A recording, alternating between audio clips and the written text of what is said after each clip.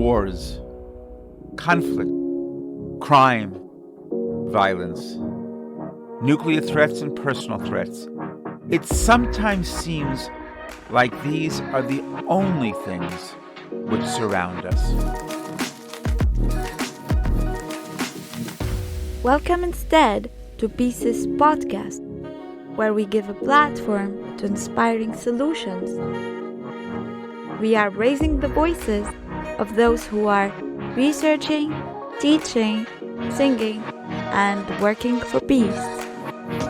Join Pieces Podcast, brought to you by the International Peace Research Association, IPRA, in cooperation with the Peace and Justice Studies Association. Pieces Podcast, sharing effective lessons and today's voices speaking out for peace. Welcome again to Pieces Podcast. This episode, you'll hear from Wim Lavin of the Peace and Justice Studies Association interviewing Rick Howard, the founder of Dreams in Motion, an international organization that provides English courses and soft skills courses. Dreams in Motion has been operating for more than 10 years, and this conversation, brought to you from Tunisia, discusses how the organization has been providing services for many different peoples. You'll hear about the importance of dialogue, learning languages, breaking stereotypes, and the struggles faced by nonprofit organizations. Once again, Rick Howard, Dreams and Motion, welcome to Pieces Podcast. Okay, so what I'd like to start with is, in what ways do you see the work you do as contributing to peace building and development? Well, first of all, thank you. Great question.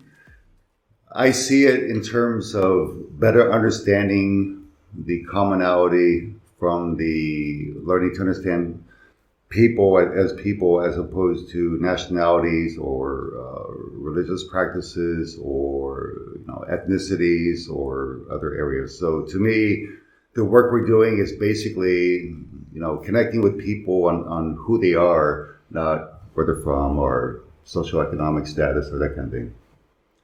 So that to me is basically the way that we try to bridge people of various backgrounds.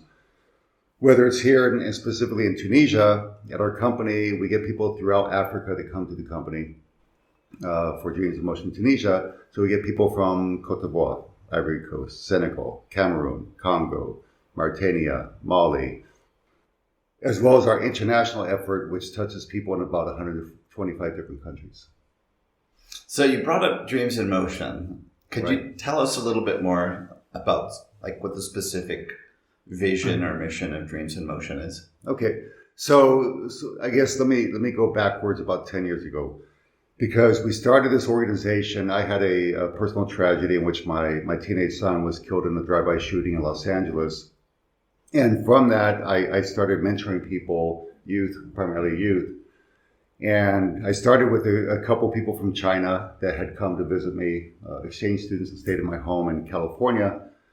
They went back to China and they wanted to know if they could practice their English online with me. So we started a small Skype group. And over time, they had friends and their friends had friends. And next thing we knew, we had people from about 125 different countries and then decided to go ahead and open a brick and mortar company that reflected what we're doing virtually. So that's basically the origin of Dreams in Motion. So before I get to the nonprofit, I think a lot of people have had that experience of kind of from the ashes of tragedy, new life springs out. Can you say a little bit more about how you went through stuff in this period 10 years ago? Is it still fresh in your mind? It's very fresh and probably always will be fresh because there's certain aspects, I think, of our life, certain personal tragedies we may have that never leave us 100%. So at the time I was working in the government, had been a career civil servant working in the government. And, I had put myself completely into my work. I had a son and I also had a daughter. So I still had my daughter to take care of. Between my responsibilities I had professionally and my personal responsibilities to take care of my daughter, slowly over time, I started to learn how to cope with it. But really, I think the saving grace from it was, again, putting my energy and reflecting back and thinking, okay, this is an opportunity now to reach out and try to work with people, to teach them to be, I don't say better people, but more kind to each other, more compassionate to each other, and to respect each other. So I think it was over time a very slow, sometimes painful process. But that's essentially, if I go back to 2008 when he was killed to where I am today, it all started from that point. And, again, there were a couple of years of very difficult times, obviously, like any parent Right. loses a child. But again, I would like to think that out of that came something good. The last conversation I had with my father was the day I told him that I was going to pursue a PhD. Mm-hmm. And the day he died was the first day I taught a solo class. And the last day of my first year in my PhD, my brother died at 33. So I think I know what you're talking about, but, I think that it's something that we kind of miss about the tragedies involved in kind of thinking about meaning. So this is deeply meaningful for you. Yeah. And it sounds like it's something that happened there was some serendipity. You started doing something and it grew organically. Yeah. 125 countries, you said. Yeah. That's a lot. Yeah. What was amazing to me, again, it was the maybe the diversity, of people that came and engaged with us. Again, I could go to Mogadishu in Somalia, Sudan, Asian countries in South America, Australia, Samoa, little small island nations. So we had actually a very good turnout, and I think it was because people, again, the best advertisement is when a friend tells you, hey, check this out, right? Or somebody refers you to something. And that's how there was no marketing, zero marketing, it was all organic. Somebody knew somebody that said, hey, this organization provides, skills development training, because it was more than English. We started off basically me teaching some Chinese people their English. But over time, people would say, okay, well, I'm preparing for a job interview. Can you help me? I have a problem with my family. So again, the conflict resolution. I'm thinking about moving abroad. So how about, culture shock and adaptability? So over time, it grew from basically teaching people how to communicate more effectively in English to life skills, both from a professional standpoint and a personal standpoint. So the foundation then is you don't have peace if you don't have people who can communicate. Exactly. Yeah, exactly. Yeah, I think that makes a lot of sense. So now getting back to the other part that was promised, you have a nonprofit. Right. Okay. So what we have is the nonprofit piece of it. Again, is focused more on working with people.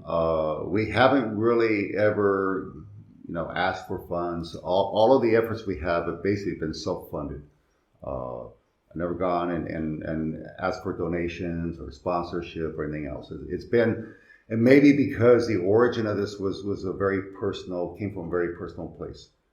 So I saw it almost as an obligation more than anything else to try and reach out. And I had a meeting yesterday with some folks from the embassy. And Matt, the embassy rep, was asking me why we were doing what we're doing. And I said, because I think that I have an opportunity to pay back. I had a very good career in the government. Was extremely successful in my professional career. And so from that, now I feel like I've got an obligation to give something back. And, so yeah, the nonprofit side is basically, again, it is focused on helping people achieve their life goals. They could be a housewife in Ukraine. They could be a student in Sudan. They could be a doctor in Peru. Okay, there's no rhyme or reason to the participants we get, other than they all see that we provide something, free of charge, that they have a hard time finding elsewhere. And the professionalism matters too. So we are very, very careful, if you will, about the way that we present ourselves and promote ourselves. You go online, you can find 1,000 groups online that profess to go out and help people. But we are stable. We've been doing it now for 10 years. We try to be, again, empathetic, to understand, when people are telling us their stories, to understand where they're coming from. I had somebody from Iran that was facing some challenges in that country, and she was Kurdish, and in Iran, Kurds feel that they don't have any political power. So the dynamics of this engagement with people, and it's just much. We had somebody from Connecticut back home in the United States that has a physical disability. We had people from China that were blind and participating. So again, we have this really fantastic diversity of skills, abilities, backgrounds. It's basically a mosaic of humanity, is the way I look at it. And it all just starts from a desire to learn English. Yeah. That was the launching ramp, if you will, was people wanted to improve their English skills. But, okay, so why not do it in a way that's constructive in another domain? Why not, take that English curiosity and apply it to, again, how we do problem solving, decision making, critical thinking analysis, or other things. Kill two birds with one stone, for lack of better words. Or feed two birds with one bowl. Oh, yeah. Or there you go. Yes.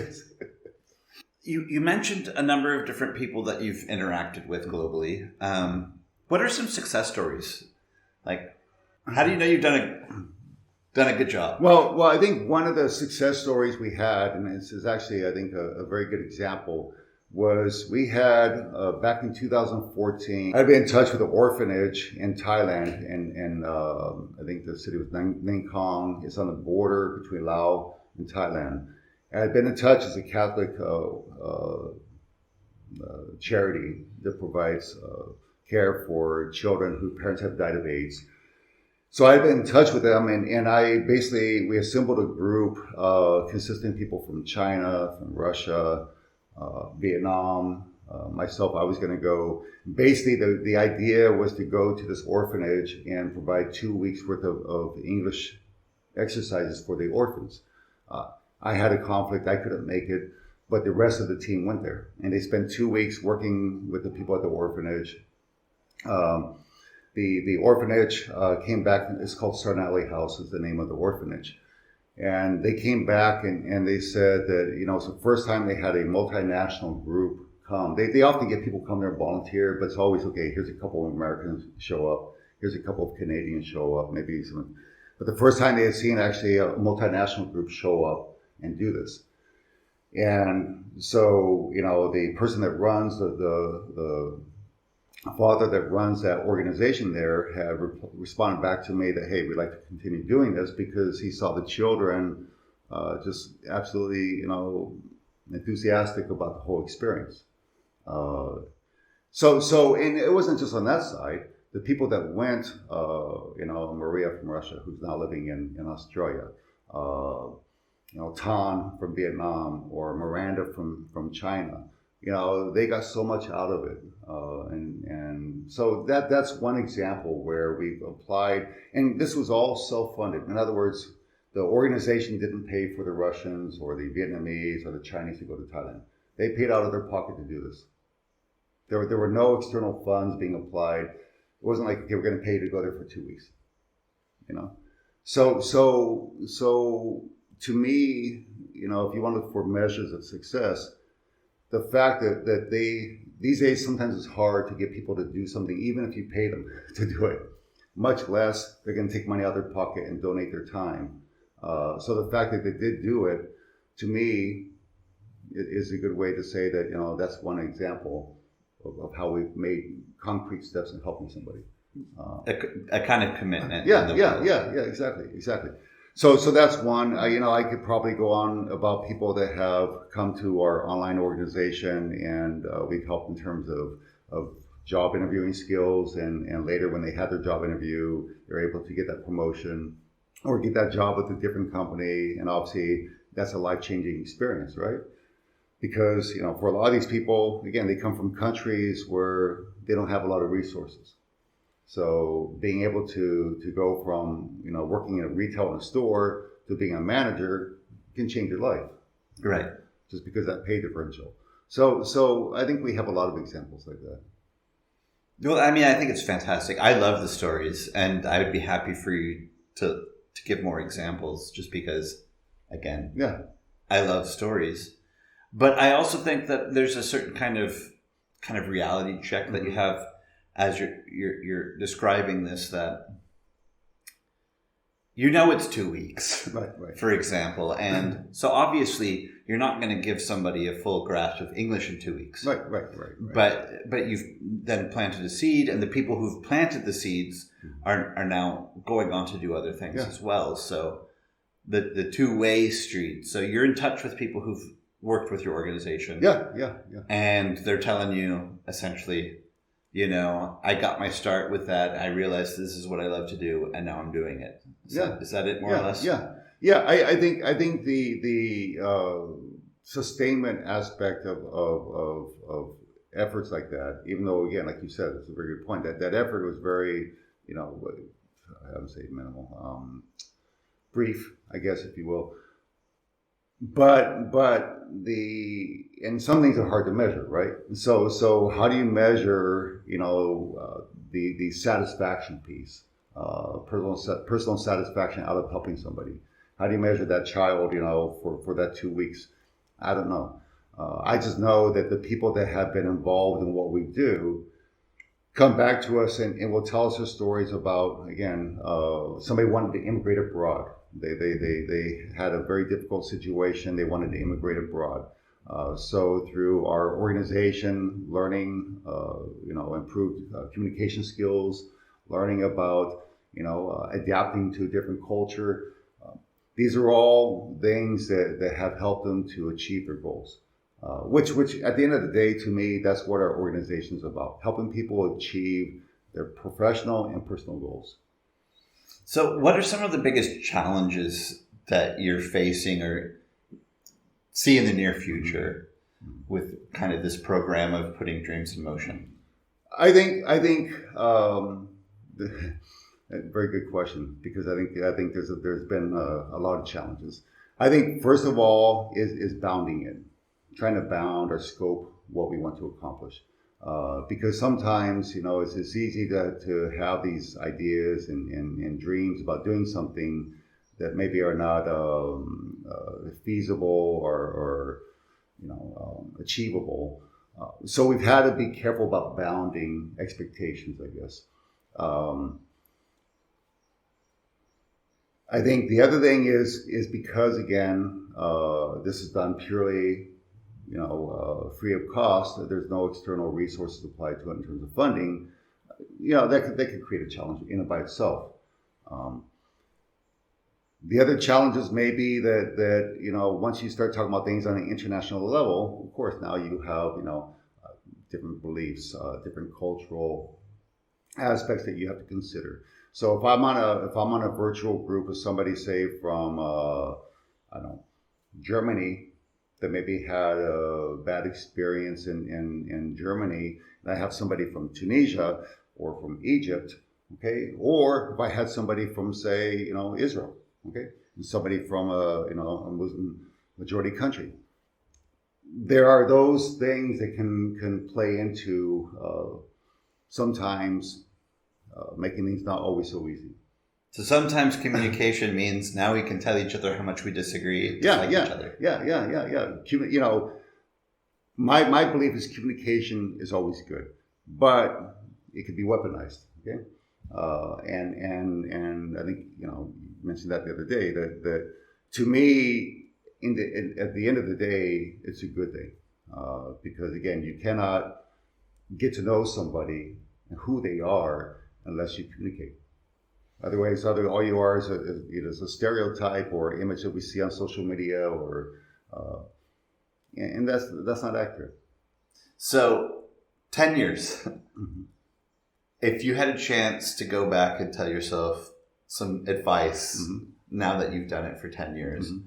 what would you tell the you that was just starting out? I think maybe I would have found sponsors potentially because it certainly would have made things easier. I think I would have tried to.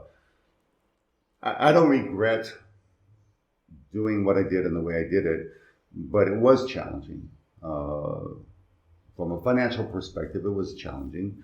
From the time commitment, maybe more important than the other part. The time. I spent a lot of time, literally thousands and thousands of hours over the past 10 years. I had a full-time job. I was working for the government, often having to travel back to Washington. In the evenings, when I finished my day job, my night job was doing this online organization. My weekend job was doing the online organization. So that presented a challenge just simply because there's so many hours in a day. So maybe, and again, not that I regret any of it. I learned a long time ago that don't live your life for regret because it doesn't do you any good. I can look back and think about how I could have done something better as a lessons learned, but I don't regret any of the things I've done. I actually think that the reason we are where we are today is because of the past, good and bad. So you learned along the way, Yeah. So if you take maybe the minor obstacles out of it, then you miss the lessons. Yeah, yeah. I think that there were some challenges. I think the challenges were not so much on my end because I was willing to make that personal commitment to do what I did. The challenge was I had a team of people, from different countries that were helping me, staff that represent people from Argentina. The person from Iran was part of my staff. The person from Ukraine was part of my staff. Somebody from Russia was part of my staff. Somebody from Vietnam was part of my staff. Somebody from France was part of my staff. So I had 6 or 7 people that were helping me. The challenging thing, didn't have a problem committing my time. The problem was asking other people to commit their time. And across different time zones. And across, and that was the other aspect. Yeah, when you're talking about international collaboration across 4, 5, 6 different time zones, yeah, but it worked.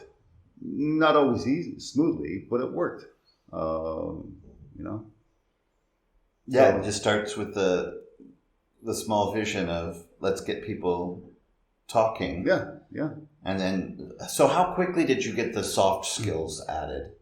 That you saw, like, let's not just do English, but let's do English plus. I think probably, so we started the organization in 2012, approximately June 2012. I would say by about 2014, about 2 years later, decided to go ahead and start implementing some soft skill courses as part of it. Whether that be leadership or again, conflict resolution, time management aspect of that, negotiating, just, team building, etc. So I would say probably after about 2 years, because I think the first 2 years was the growth part. Okay. And then we got to the point where we were, generating lesson after lesson. Now, here's an important point too, is that we try to pick lessons in English that were relevant to people's lives. So we would talk about the environment. We would talk about climate change. We would talk about income gaps. Okay. We would talk about poverty. We would talk about literacy. So we talk about, professional development. So the themes we chose for these online lessons, again, they weren't arbitrary. Okay, Johnny went to the store to buy a glass of orange juice or a carton of orange juice. They were things about, okay, Brazil, they're cutting down the rainforest. What's the impact? You had your own experience with the tsunami. So, okay, in Indonesia, okay, which is one of the countries hard hit by that, right? Okay, how do you recover from natural disasters? Okay, so I think probably about 2 years after we started, we said, okay, so as part of the theme approach, we went to start introducing soft skills, because a lot of the people participating were students, not 100%, but a lot of them were. And I think they were the people that, like, okay, I'm in university, I want to, learn how to communicate more effectively with my classmates or maybe with people on social media, I'm going to go get a job and I want to learn how to work better with my colleagues, with my workmates. So I think, we basically started a theme approach, specifically soft skills, about 2 years after. But it was always, the theme was an anchor that held it together. And what we did was that each week we would pick a theme. And so for that week, as an example, we would pick a lesson in reading. So we'd find different newspaper articles, magazine articles, essays, and we would go through and we would have people read them, and then we would ask them, of course, okay, can you summarize that? Okay, what does that mean to you? What's your perspective on it? And then we would do writing, and we'd have them write essays or personal statements or motivation letters. Then we would have speaking, and we would have role playing. We did a lot of role playing. So, okay, if you were in this situation, how would you respond to this? So I think it was very, very interesting, very fascinating to see again how the different dynamics played out. When you have people from different cultures, throw this theme at them and see how they respond to the different pieces of it. And I think that's what that organization, the reason we grew was because people could see that we were extremely organized. We had an approach that was methodical. Okay, so it wasn't just haphazard, okay, random stuff. Let's structure this. Let's make it so that you progress over time, and learning more about the world around you, learning more about the people around you. Yeah, so it worked. So part of it is that you're doing the education. You're having people learn about stuff that's important that they might not be otherwise. But then the other part is that some of this is the practical application of skills. So they're really getting the both. I could say from my experience that when I was teaching political science, my students didn't take my classes or praise me because they all agreed with me or disagreed with me. Right. The most common claim that they made was that they liked that I let them actually have the debates. Yeah. And do you find that, I know earlier you mentioned that disagreements between participants could be an obstacle, but do you find that they're really enjoying the opportunity to engage with difference? Certainly.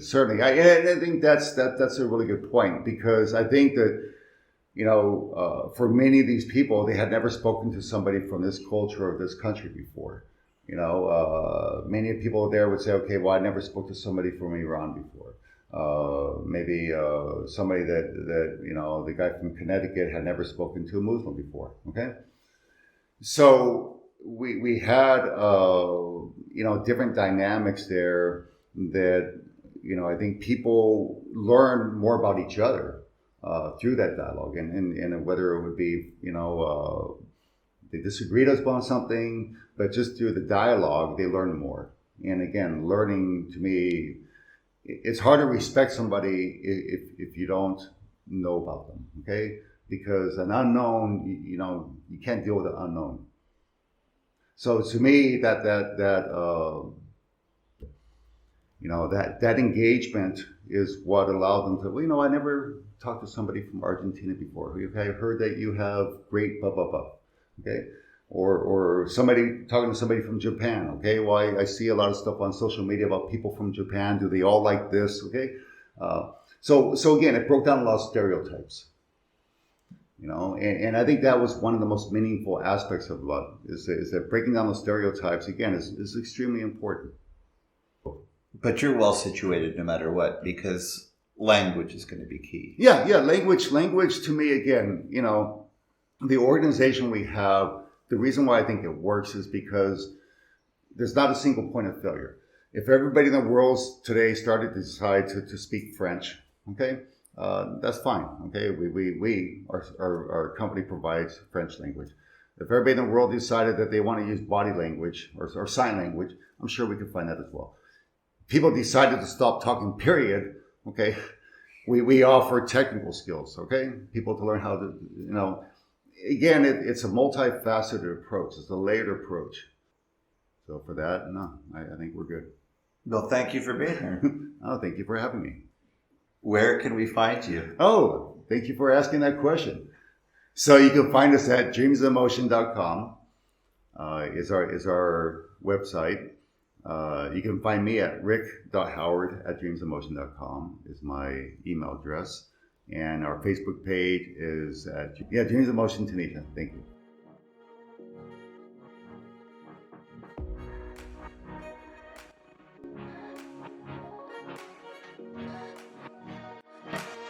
Thank you for tuning in. We will drop an episode every third Monday of the month, so follow us to stay informed. See you next time!